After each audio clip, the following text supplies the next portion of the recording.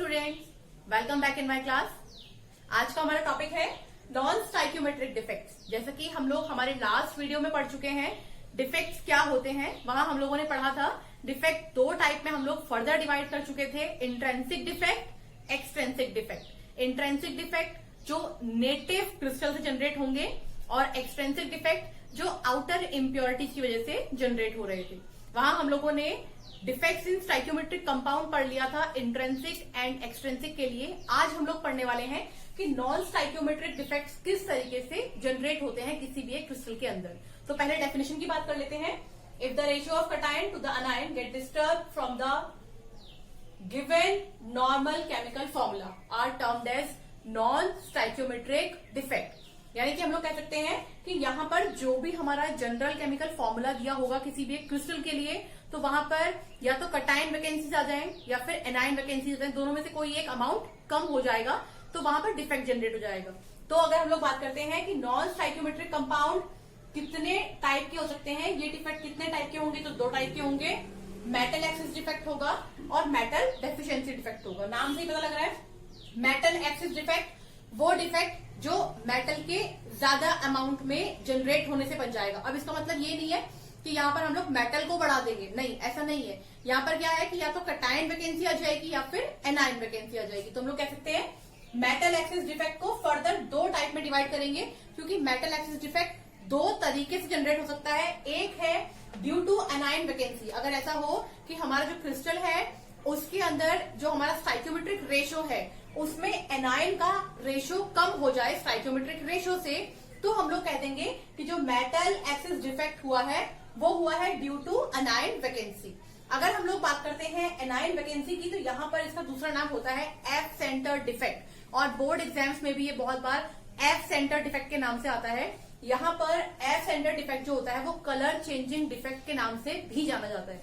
तो हम लोग कह सकते हैं मेटल एक्सिस डिफेक्ट में जो एनायन वैकेंसी है वो हमारा एफ सेंटर डिफेक्ट है, कलर चेंज करता है, और साथ ही जिस तरीके से शॉर्ट की डिफेक्ट की प्रॉपर्टीज होती है वैसे ही कुछ प्रॉपर्टी शो करता है हमारा एनायन वैकेंसी डिफेक्ट। नेक्स्ट बात करते हैं due to interstitial cation vacancy defect. तो यहाँ पर कटायन का जो स्टाइक्योमेट्रिक रेशियो है, कटायन का रेशियो स्टाइक्योमेट्रिक रेशियो से अमाउंट में कम हो जाएगा, तो हम लोग कह देंगे हमारे पास जनरेट हो रहा है metal excess defect due to cation interstitial vacancies. और इसका जो प्रॉपर्टी है बोल सकते हैं सिमिलर होती है फ्रेंकल डिफेक्ट की तरह। तो होने क्या वाला है यहाँ पर, या तो कटायन अमाउंट में कम हो जाएगा या अनायन अमाउंट में कम हो जाएगा, उससे वैकेंसी जनरेट हो जाएगी, तो वो हो जाएगा हमारा metal excess defect. For example अगर हम लोगों ने बात कर ली है कलर की, तो यहाँ पर LiCl इसका जो कलर होता है इस डिफेक्ट की वजह से चेंज होकर जाता है पिंक।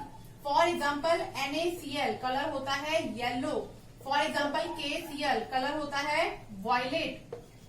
तो ये जो कलर चेंजिंग हो रही है ये मेटल एक्सिस डिफेक्ट की वजह से होती है। तो हम लोग क्या कह सकते हैं कि यहाँ पर जो कंपाउंड के अंदर डिफेक्ट की वजह से कलरिंग हो रही है वो है हमारा एफ सेंटर्ड डिफेक्ट। अभी यहाँ पर आप लोगों ने ध्यान रखना है कि जो कटायन वैकेंसीज होती हैं, यहाँ पर जो डिफेक्ट जनरली जनरेट होता है वो हैलाइड्स जो होते हैं हमारे किसी भी एक एल्कली के, एल्कली हैलाइड्स जो होते हैं, जब हम लोग उनको हाई टेम्परेचर पर गर्म करवाते हैं तो वहां पर जो उसके मेटल वेपर्स है उनकी वजह से डिफेक्ट जनरेट होता है और कलर में चेंजेस आते हैं। तो आपने ध्यान रखना है एफ सेंटर्ड में कलर चेंजेस होंगे due to alkyl halide. High temperature पे हम लोग उनको बर्न करने वाले हैं मेटल वेपर्स के प्रेजेंस में।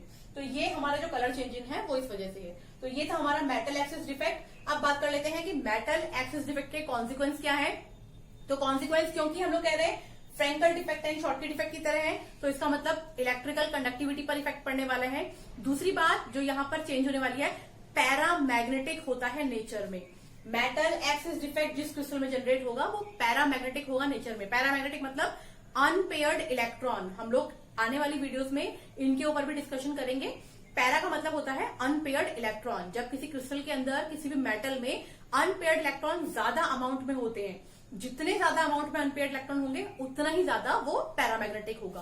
तो ये होता है हमारा मेटल एक्सिस डिफेक्ट। ठीक है, ये बात हम लोगों ने कर ली है।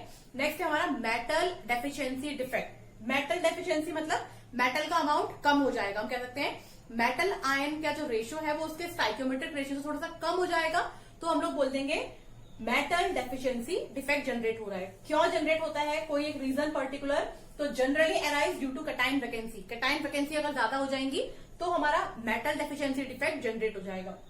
अगर बात करते हैं किस टाइप के कंपाउंड्स में पाया जाता है, तो ऐसे कंपाउंड में मिलेगा जहां पर ऑक्सीडेशन स्टेट में वेरिएशन आती रहती है। बहुत अच्छा इसका एग्जांपल है हमारे पास, वो होता है वुडजाइड।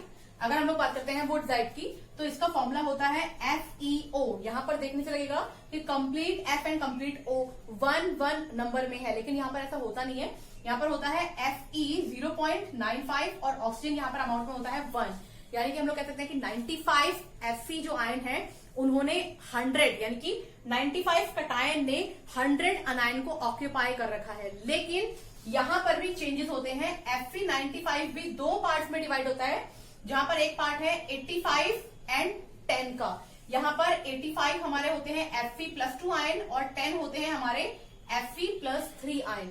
यानी कि देखिए यहां पर डिफरेंट टाइप की ऑक्सीडेशन स्टेट मिल रही है, तो हम लोग कह सकते हैं यहां पर मेटल डेफिशिएंसी डिफेक्ट जनरेट हो रहा है। ये हमारा डिस्कशन था अबाउट नॉन स्टाइकियोमेट्रिक डिफेक्ट। आगे आने वाली वीडियोस में हम लोग और कुछ इंफॉर्मेटिव टॉपिक्स के बारे में बात करेंगे। अगर इस वीडियो के रिगार्डिंग आप लोग के कुछ क्वेश्चंस हैं, उनको कमेंट सेक्शन में लिख दीजिएगा, मैं रिप्लाई करूंगी। आज के लिए इतना ही, थैंक यू।